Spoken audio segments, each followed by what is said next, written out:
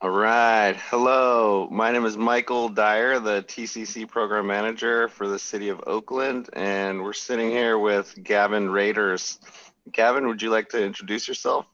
Yes, good afternoon. My name is Gavin Raders. I'm a co-founder and co-director of Planting Justice. All right. And one of the TCC partners, and we're doing an interview for the annual review of year one.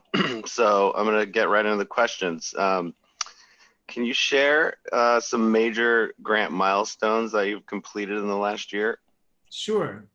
Yes, the biggest grant milestone that we completed this past year was the purchase and close of escrow of 359 105th Avenue. So this is the historic Nishi Brothers Nursery property.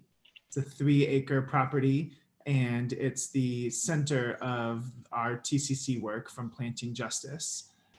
We were able to purchase that property and close escrow in March. We were able to do that with a low interest loan from a personal lender that enabled us to close on that roughly $2 million acquisition. And then we were able to submit the invoice with Michael and the TCC partners' help. And that invoice was paid, so we were able to pay back our lender, which was really great. That was done pretty smoothly, and that property is now within Planting Justice's ownership, which enables us to move on to the next phases of our project. So that was the biggest grant milestone. The next grant milestone which we've accomplished is completing our remediation of lead and asbestos, pesticides, fungicides, and other poisons from the property. So that has also been completed. We worked with an outside contractor who specializes in that highly sensitive work. So none of our staff members were exposed. Those people came in and remediated the asbestos and lead and other biocides from the site. And that was a really important step. We learned that there was, a ton of asbestos, especially on the site, including a very old boiler that was so full of asbestos that on sunny days you could actually see the asbestos like off gassing into the air. So that had been, a public health situation for nearly 10 years or longer. And so that felt really good to complete. The last major grant milestone that I'll mention is the demolition of the site. We've made tremendous progress. We're about 90% done with our demolition and cleanup of the site. So that was our goal in year one, was to complete those 3 grant milestones. Completing the purchase of the property, completing the toxic remediation of the site, and completing the demolition phases. And so we're really excited about, the being on target and on schedule with our grant milestones, and looking very much forward to finishing out year one and year two, when we'll be actually constructing and completing the aquaponics farm infrastructure. Right. A lot of great progress in the first year. That sounds amazing. You sound like you have a lot of success stories. Would you mind sharing any other success stories from the where you're exactly located at the 105th area in Sobrante Park neighborhood? And just any maybe events or anything like that have really taken off in the last year. Yeah, so I'll share a few success stories. A critical part of our project is full-time living wage job creation for residents in the TCC plan area. And I'm happy to report that we've already completed hiring and onboarding of 10 new full-time staff members who are working on the aquaponics farm. All 10 of these people are long-term residents of the TCC plan area and of Sabrani Park in particular. And we have a highly skilled and excellent group of staff members out there. These are folks who have been working in construction trades, some of them for their entire lives, who are most of whom are parents in the community, raising their children on 105th Avenue or in Sabrani Park. And it's been really great to see just, when residents have the resources and the land on which to lead, that all those skills necessary are already inherent and held within the community. So that's been really awesome to see, being able to open the gates, hire immediate neighbors who are highly skilled and have experience in this type of work, and to see how passionate they are about it because it's their own community. Not only is it their own block or their own neighborhood, but some of the folks that we've hired will actually be living on the site because our project also encompasses 2 homes on the property, which we've already begun renovating. And so some of our staff members who are long-term Sabrani Park residents are actually working on their future homes and future housing as well too. So this has been really important for us. We're really excited about our first 10 staff members who are looking to remain with the project through the entire grant period, ideally, and who we can really invest in training and leadership development so that they can help onboard and bring on the next 10. Wow, that is amazing. Some great connections there. Any lessons learned in the past year, any struggles that you've overcome, specifically highlighting any lessons that may help current grantees, future applicants of the TCC project that's state funded, and I guess the continued implementation of projects into the future and the TCC program respectively. Yeah, let's see, lessons learned. I mean, I think due to the fact that we are already operating in the community that is the center of our project, and that we have really invested already in the past 6 years in residents and staff leaders who are from that community. I think that has been the most important part of our success. We're so deeply rooted on 105th and in Sabrani Park that all of the people who are coming to us as new staff members have accountability and are responsible to existing staff members with whom they already have existing relationships with. And so that really makes things a lot stronger, a really strong place to be operating from when a new staff member is coming on who has family or friends who work at the organization, so that they feel welcome and comfortable, and also that they are accountable too. So I think that that's an important lesson learned, just the importance of that, being rooted in the community and having people who are residents of the community leading the projects, and already have a number of years in their belt with the organization. Awesome. That is a huge component to hit the ground running the way you all have. So kudos to you. And basically, we're just going to go over some other challenges about the project, and a couple different things to think about is the steps that the partners and grantee are taking to improve, and then also the second part of it, which would be actions or assistance needed at the state level, if applicable. The next question would be discuss any challenges experienced while implementing the grant. Yeah, let's see. We were lucky to or fortunate to avoid this as a major challenge, but I could see how it would be or could be for other organizations. And I appreciate how the city of Oakland has stepped in to try to mitigate this challenge, but specifically on the what do you call reimbursement of funds. So with a huge outlay of costs in acquiring the property, a $2 million line item, that could have been something that actually could have prevented Planting Justice from even being able to move forward, even as a funded grant partner, had we not had this long-standing 10-year plus relationship with a donor who has access to that kind of funding.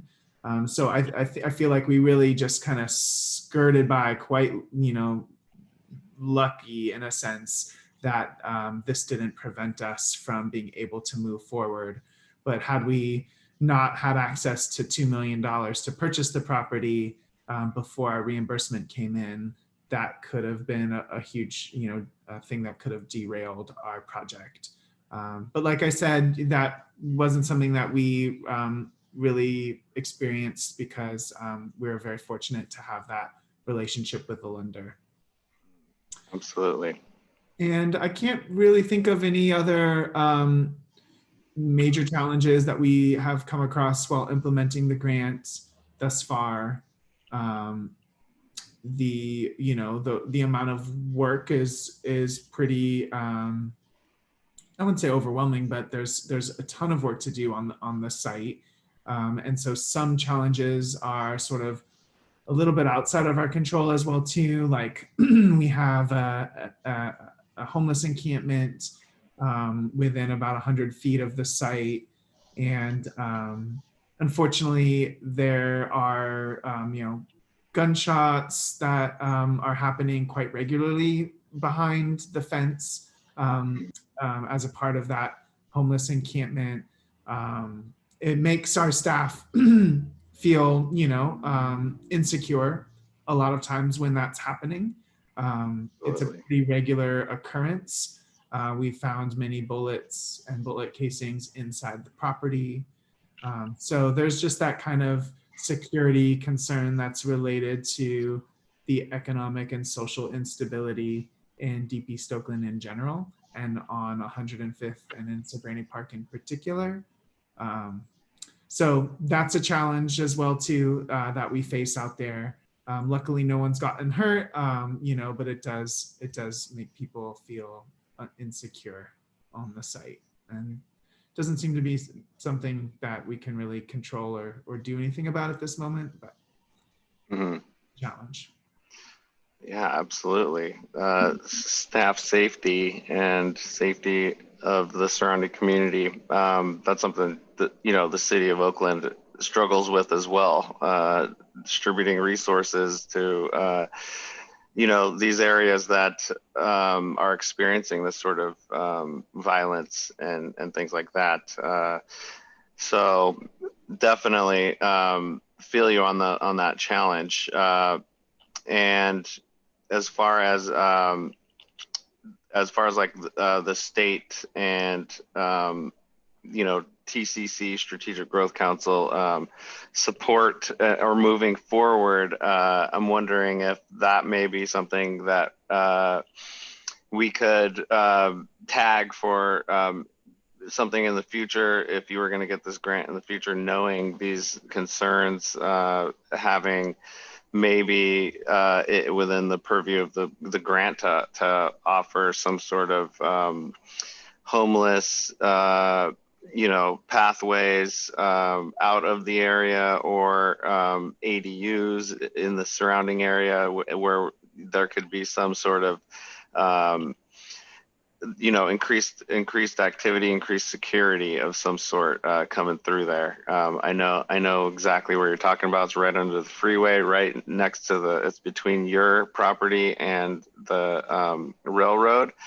Yeah. And it's a blind spot for everybody as far as security is concerned, and it's right next to you all. So Yeah, that's definitely something that we should keep in mind moving forward. And then the next one would be, it doesn't sound like you're having much struggles with, the actual implementation of the project, because I think it's you all in particular did a really good job of thinking out what this project was going to entail. I know that you all are taking on costs of remediation and demo. So maybe you could talk a little bit about how you're able to do that, and if TCC funds, if they were available for that, how that could help as well.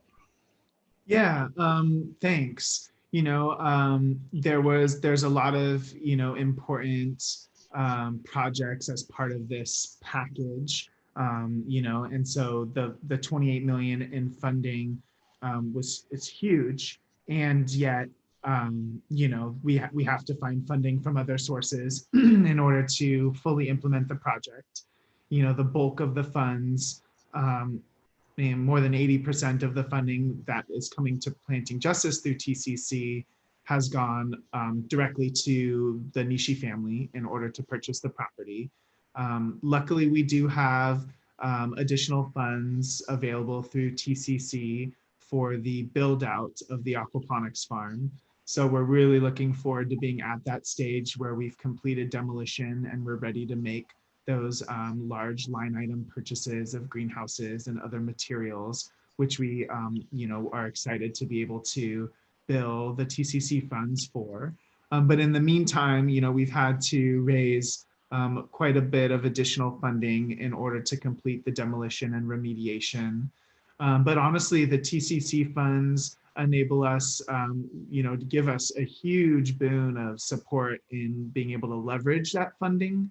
So when we bring potential funders or potential major donors or other foundations out to the site, and we, describe how we were able to acquire the property without taking on additional debt, and that we have additional funding from TCC for the build out, but here's our gap, which is demolition and remediation. It makes the ask a lot easier when folks can see this kind of really deep support from the state. So, it has required additional fundraising, but thanks to the support of TCC, we're really able to show funders that their investments in this project are solid, given that we have long-term land tenure due to the TCC funds and additional support coming from TCC as well. I also understand that there's some flexibility during the grant period with perhaps moving some funding around or finding other ways to support the project. So we still have some gaps in the construction of the aquaponics farm. What was left after acquiring the property with regards to additional TCC funds for build out doesn't meet our entire funding need. But again, that's okay. We are leveraging the TCC funds to recruit new donors and foundations. And we're interested in, continuing to work with you, Michael, and the other partners to perhaps identify other pots of funding within the TCC funds that could possibly be applied to the construction of the farm. So we feel really supported in this work, and feel like we have a really solid direct line of communication to you, Michael, and to the other partners. So we're not feeling too concerned about it. We trust that it's going to work out. Nice. Well, that's great to hear. That was basically the next portion, is just like leverage funding and things like that. I think you went into some really nice projects. Is there any one particular funder that you might want to name or say bring in as a milestone that has been completed in the last year? Yeah, we were able to secure a $500,000 contribution from the Katali Foundation, Katally. And that is specifically to help fund the project. this TCC funded project, the aquaponics farm, and our work in Sabrani Park. I think it's very unlikely we would have been able to secure that funding had the TCC grant not come through and not enabled us to purchase this property. Like I said, when potential funders come in and see the huge amount of work that is needed, given that this property has been vacant for so long, but also they're able to see that we have the title to the land, and we have additional support from TCC. The Strategic Growth Council is very well known, amongst other funders, a very prestigious grant. So that has really helped us to secure that very large contribution from the Katali Foundation.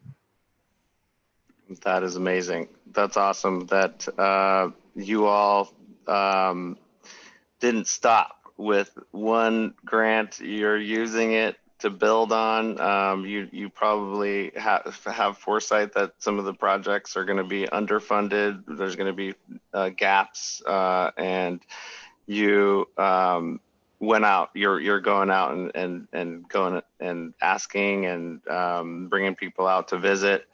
And I think that's an amazing approach. There's sometimes when you feel comfort in getting a grant and sit on it for a while, and that doesn't sound like it's an option for you all. Not too much sitting going on. Yeah. Ever since I've been interacting with you, Gavin, you all haven't been missing anything. You're out in front of all of the problems that may come up. So good job in this last year. It's really good to be able to spend some time with you and sort of bring to life some of the things that are happening that I see on paper. Every time I visit Planting Justice out at the 105th location, I feel like it connects me straight to the entire project. So that's something that I would say is a huge strength builder for Better Neighborhoods, Same Neighbors. And is there anything that you might want to conclude with? Yeah, I'm just so happy to be a part of this project, and to be in a place where we already have such solid relationships in the community, and that we've already been able to, be ahead of our grant goals for year one. So, there's a lot of challenges that we all face. This has been a really challenging year with COVID, and I know with San Leandro Creek and other stuff, there's other challenges that are outside of what we necessarily have control over. So it feels good to be able to really kind of anchor in some solid grant deliverables for the project this year, and really happy to be a really big and important part of this collaboration. So yeah, it feels good. All right, great.